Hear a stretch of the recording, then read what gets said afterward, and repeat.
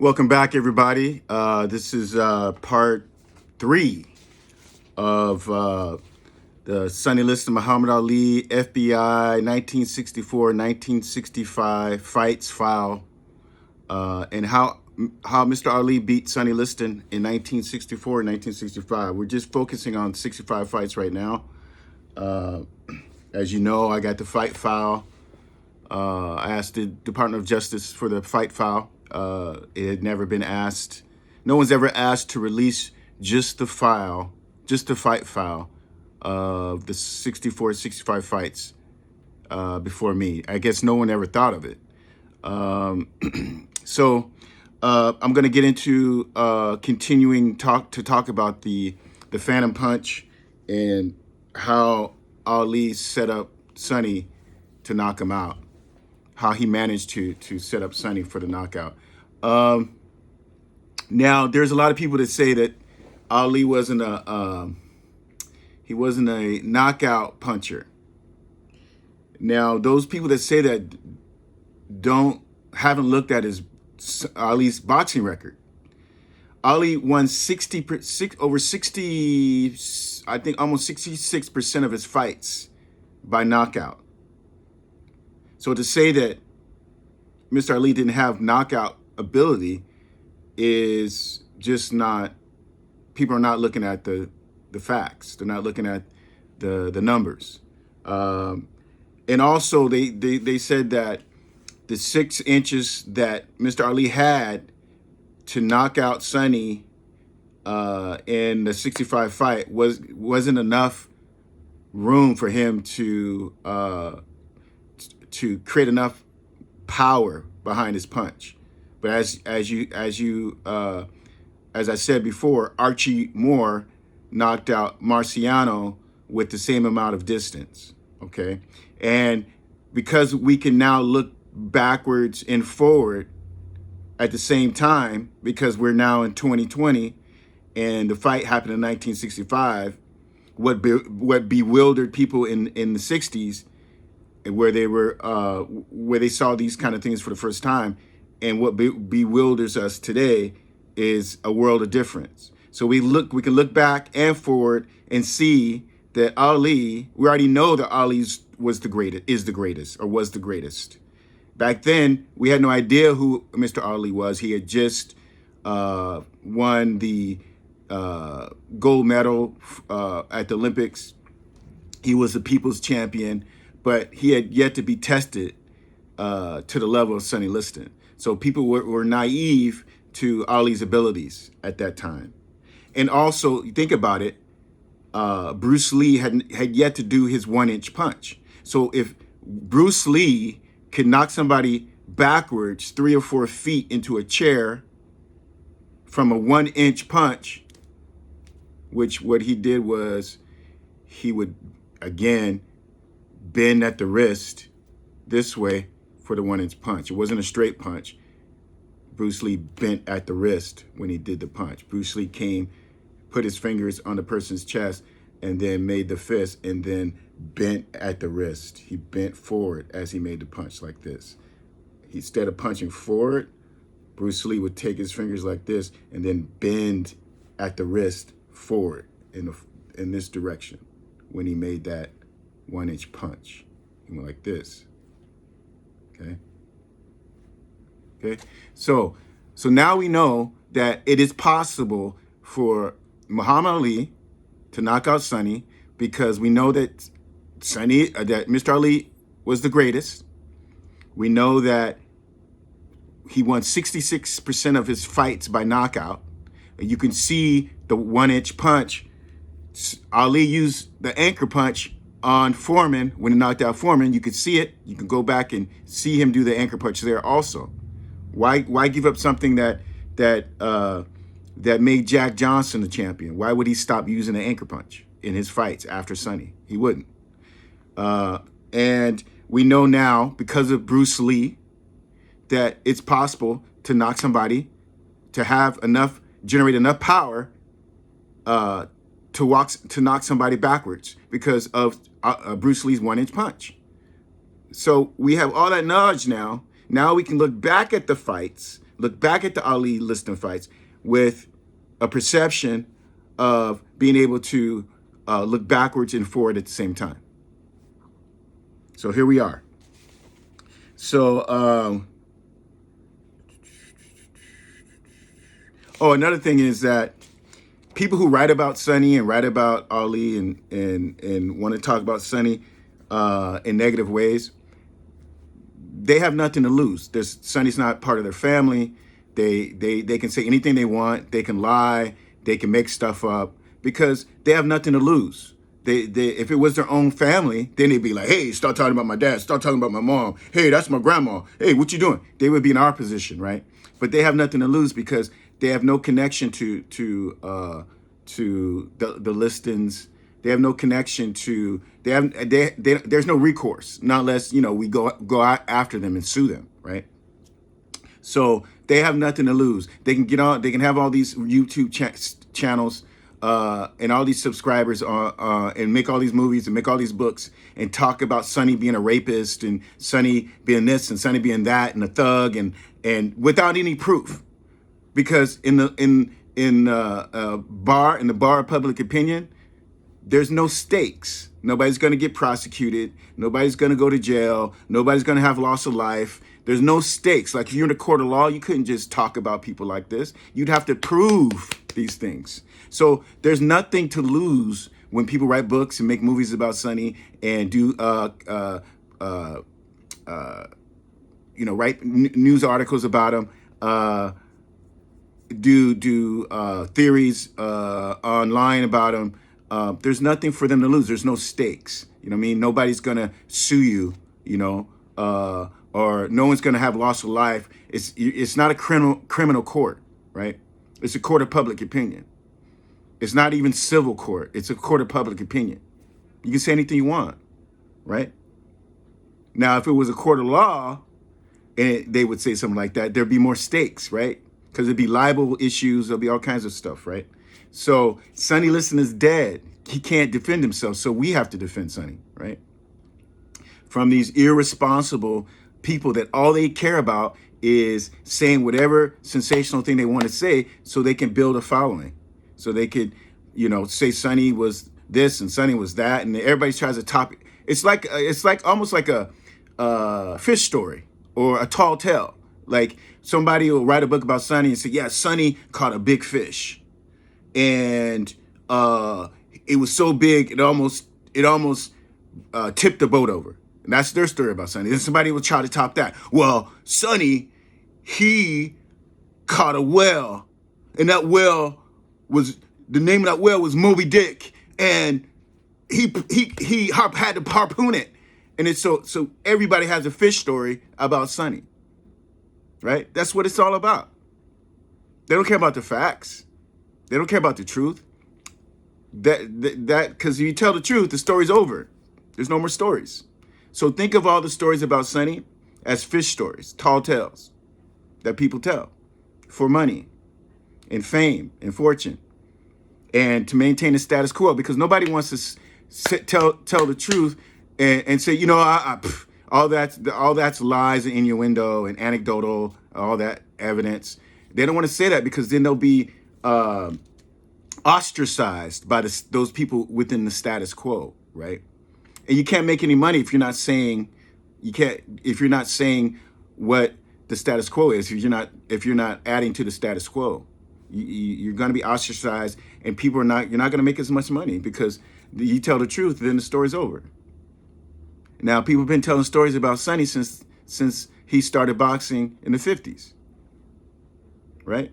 So anyway, we're going to get back into my book, and we're going to talk about how Sonny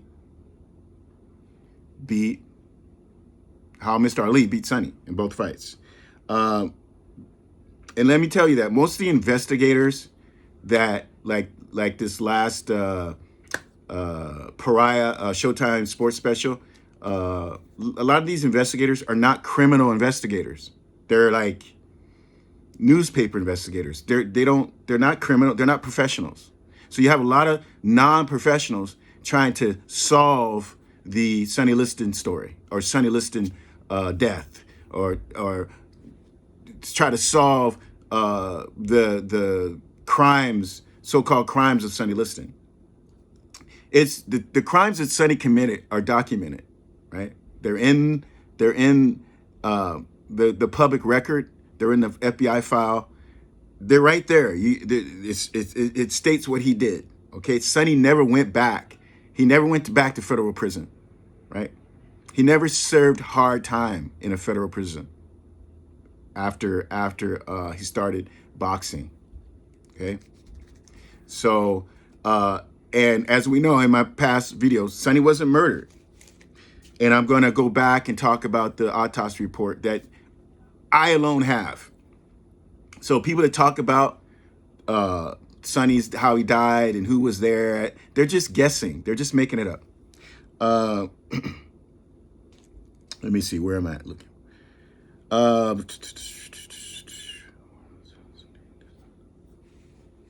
And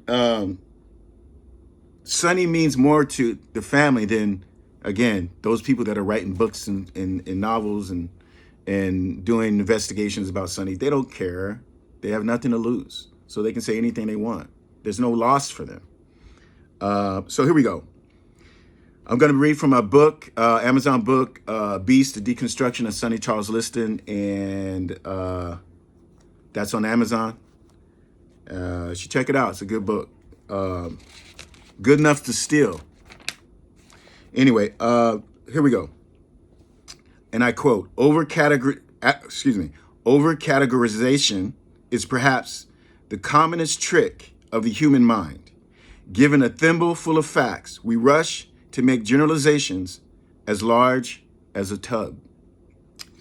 Why didn't we listen to Cassius Clay when he told the world that he had invented the anchor punch? The punch that brought down the bear in the first few minutes of the second fight. Why? Because in the mid-1960s, we did not know what Cassius Clay had known about himself all along. And that was that what he was doing in the ring in those two championship title fights with Sonny Charles Liston. Excuse me, why did I say Sonny Charles Liston? Sonny Liston would one day make him the greatest. Looking back in hindsight, if we only knew then what we now know about Muhammad Ali, we would have never allowed the words phantom punch to enter into our vocabulary. Was this the first and the last time Cassius Clay brought his opponents down to the canvas using the anchor punch? If we trace the history of Cassius Clay before and after he became Muhammad Ali, we might see the punch being used in his amateur fights, but we definitely see it being used time and time again after he took the title away from Sonny Liston. If we really take a close look at those two fights with Sonny Liston, we can see the beginnings of what the great sports color commentator Howard Cosell would later announce to the world as the Ali Shuffle, the rope-a-dope, and expound on Ali's legendary speed, ability to bob and weave, and the use of his legendary mouth to mentally wear his opponents down. It was not that he was not as great in those two fights with Sonny. It was the fact that at that time in history, the boxing world was not sophisticated enough to see how truly great Mr. Ali was. Looking back, we can now see how it was possible for Cassius Clay to not only beat Sonny Liston once, but twice. Every boxer, while preparing for a fight, watches pre-fight films of the boxers they're about to fight in the ring. They do this in order to study not only their opponent's strengths, but also their weaknesses. Once a boxer understands what he will be up against in his upcoming fight, he then sets out to train himself accordingly. The first thing he will do is look for a sparring partner who fights in a similar style and fashion as his future opponent. Knowing his opponent's strengths and weaknesses, he will use his time in training camp as an opportunity to learn how to avoid his opponent's strengths and exploit his weaknesses. One of Sonny's strengths was his powerful left jab and his ability to take a punch. He was one of the few boxers in the world who could generate enough power to knock out another boxer just with his jab. Now, Sonny using his jab as a potential knockout punch was not only revolutionary, but also non-traditional. Traditionally, and I quote, the left jab begins almost every offensive pattern in boxing. It closes or gauges the distance for the harder blows, the left hook and the straight right. And it is the lead-in blow for the majority of the combinations. Although the left jab is classified as a light hitting blow, it can be most effective on both offense and defense. A short, snappy jab keeps an opponent off balance and can offset the harder but slower blows by beating them to the punch. Even though Mr. Ali and Sonny Liston were basically of different boxing styles, and because they were from different eras, they both found a way to reinvent the sport. The reason Sonny Liston's jab had knockout potential was because he could put his whole body into that jab. He threw that jab as if he was sacrificing his life. Body, mind, and soul. Just imagine a man of the size and girth of Sonny Liston coming at you with his jab as if he were a train coming down the tracks at full speed. A night train. This was both a blessing and a curse for Sonny Liston.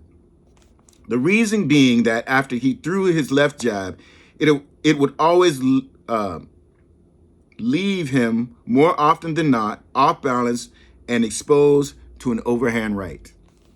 The sheer force of the jab made Sonny's left arm overextend his bicep, making the bicep muscle recoil, pulling his arm downward below his chin. If it weren't for Sonny's ability to take a punch, he would have been knocked out much sooner in his career. I believe that my grandfather saw that most fighters feared his left jab. If you look at his fights prior to the Cassius Clay fights, his opponents tended to train to avoid his jab by always moving not toward it, but away from it. Soon, Sonny did not need to be afraid of or worry about attacks from the left side of his head and body. At least the attempts to his left side would be few and far between. But in my opinion, that made him take his left side for granted by not bringing his guard back to protect his head after throwing his left jab. And I quote, after a left jab lands, fold it back to the on guard position to be ready for another maneuver. It is important that the arm recovery be made through the same plane that the blow takes on its way to the target. And at no time should an opening be created by dropping the left hand on the recovery. End quote. And that's exactly what Sonny would do. He would drop his left hand on his recovery. Again, instead of bringing the jab back on the same line, back to guard, Sonny would look. So even when I'm throwing the jab, when I come back, and you throw it, you hide your chin behind your shoulder when you throw the jab, right? And I bring it back on the same line, back to guard. But Sonny would go like this. Throw it out there. Go like this. See how it drops? Because of the recoil, I'm extending, using my left jab as a power punch, and it hyperextends my muscle, my bicep, and the bicep recoils and pulls the guard down below the chin. Okay, no one even ventured into the territory for more than a few seconds. A boxer's fear of being knocked out by Sonny's left jab had made Sonny Liston invulnerable. Sonny was so confident about his jab that he kept his left hand almost always at the level of his chest, and at times only waist high.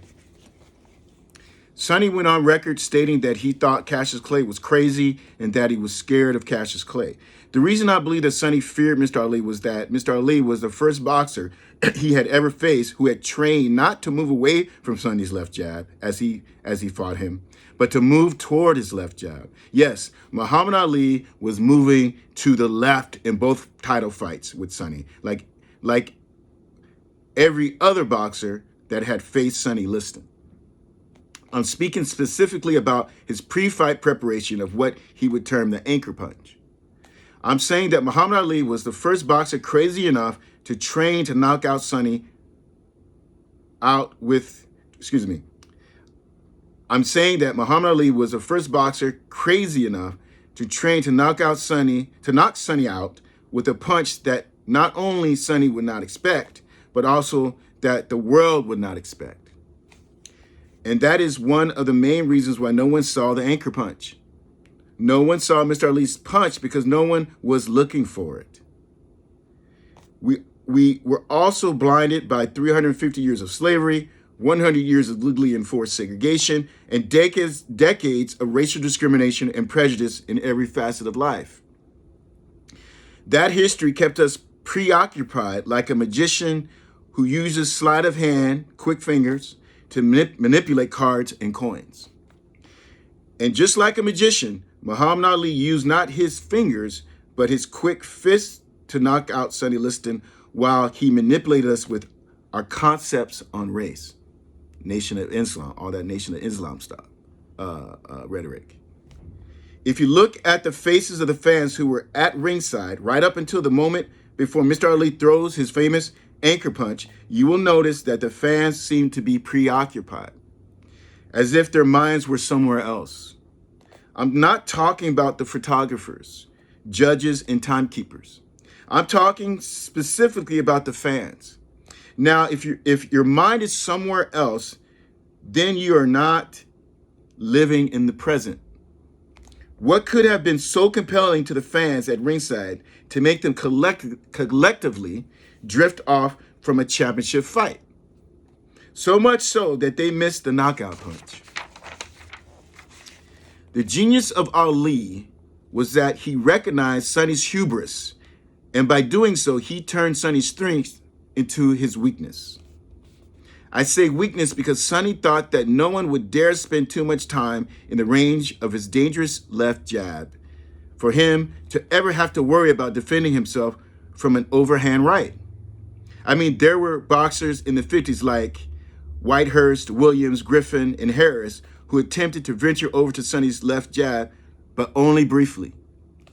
The overhand rights these other boxers would throw at Sonny would not have the force necessary to knock him out. When you see a train coming down the tracks, your natural instincts will tell you to get the hell out of the way. You would have to be either suicidal or crazy to play chicken with an oncoming train. But Cassius Clay was the first boxer to walk through the valley of the shadow of death and fear no evil. And that was also part of Mr. Ali's way of psyching out Sonny. Sonny would also try to psych out boxers before the beginning of each fight by using his stare of death. So in my experience, 90% of fighting is mental.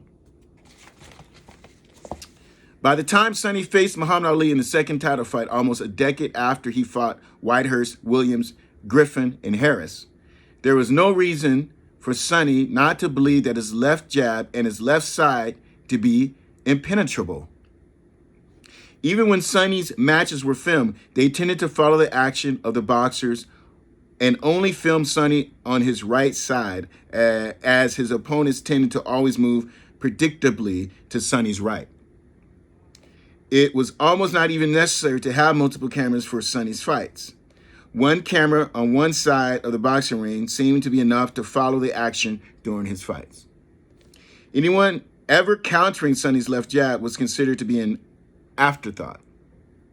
Sonny had no reason to change his left jab or evolve as a boxer because the boxers he had been facing had yet to evolve to counter his jab.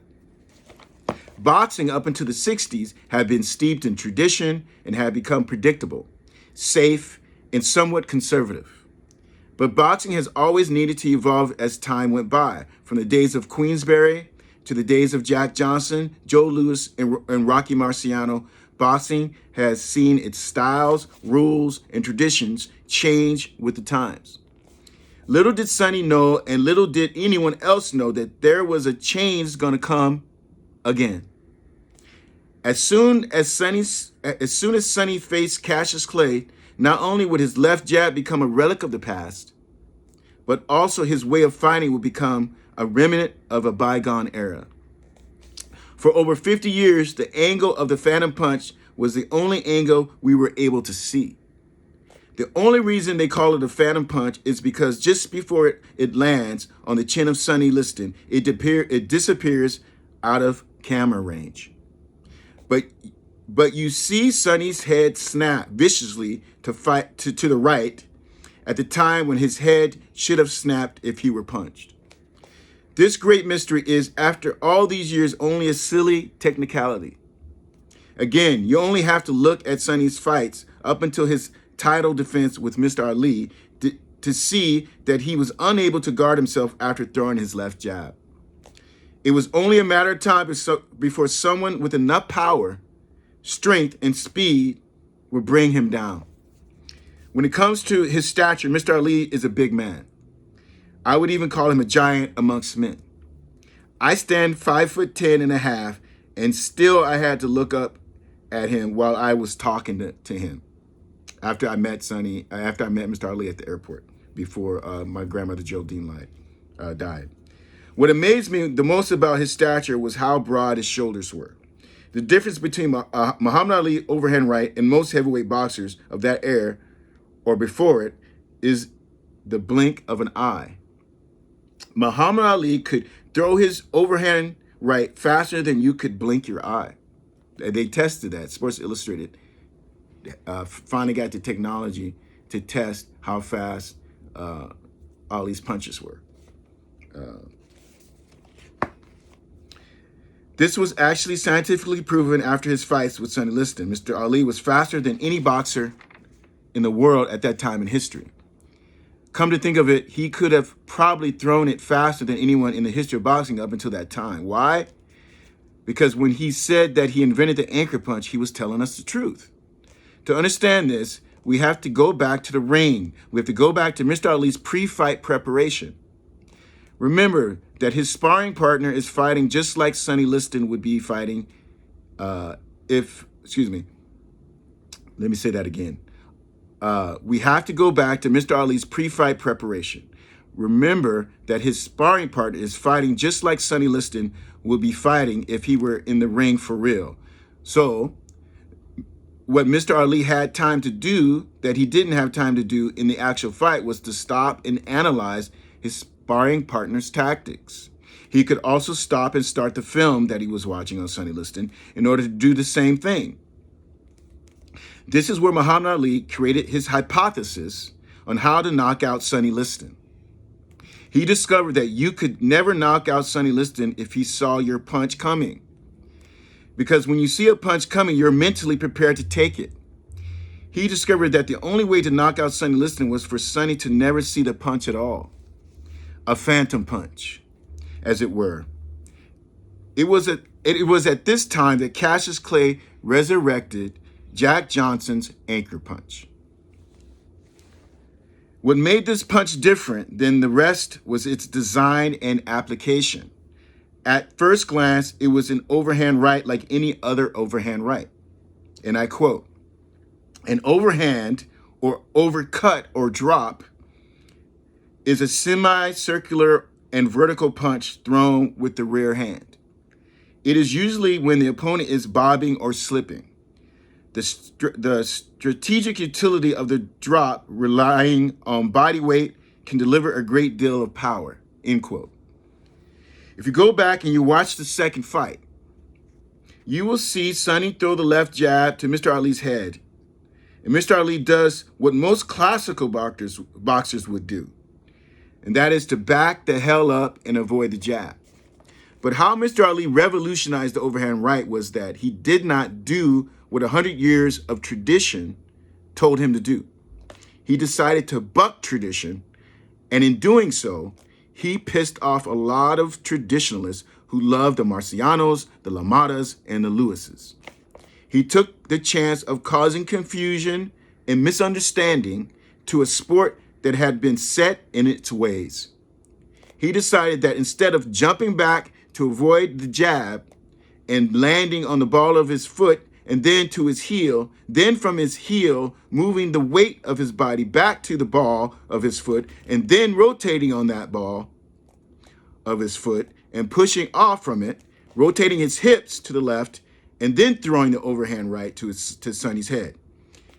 He would instead jump back from Sonny's left jab, but while still in the air, rotate his hips to the left, so by the time he landed on the ball of his foot, he could immediately throw his overhand right, knowing that Sonny would not only not see it coming, but also not be mentally ready to absorb it. The reason Sonny would not have been ready for it or would not have seen that the punch was coming was because no one had ever thrown it that fast before. In actuality, it wasn't even supposed to be there. At that very moment, Cassius Clay became not only a boxer, but an astronaut. He said it himself, and I quote, "I am the astronaut of boxing. Joe Louis and Dempsey were just pilots. I'm in a world of my own," end quote. At that exact moment, boxing had begun its evolution, and it would never again be what it once was. In the first fight, people protested that Sonny wasn't trying hard enough. Sonny kept complaining about his shoulder and was not throwing the left jab as often as he would have in other fights. Well, what most people don't know is that Sonny had been cleaning out the leaves in the storm drain at the house and fell off the ladder on to his left shoulder. My grandmother said the dumbest thing Sonny Liston ever did was fight Cassius Clay in that first fight, knowing that he had hurt his shoulder. But she said that Sonny's management had convinced him to go ahead with the fight anyway. Let's not forget that there was an unprecedented amount of money being offered for both the Sonny Liston and Cassius Clay fights. Geraldine Liston also told me that the two brothers who managed Sonny ruined their relationship over money. She told me that people change when it comes to money, and they will fight over it even if it is a nickel more than they had before. Little did I know that this lesson in life would come back to haunt not only Geraldine, but also the Liston family. The real phantom in the second championship fight between Sonny Liston and Muhammad Ali, and the only phantom in the auditorium that day, was not a punch at all. The only criminals in the room that day were not the Italians or the boxers. The real phantom punch was the American people being thrown for a loop by a shared history and history's effect on the human consciousness. Thank you very much. Please subscribe and hit the like button if you like what you've heard. Take care. See you next time.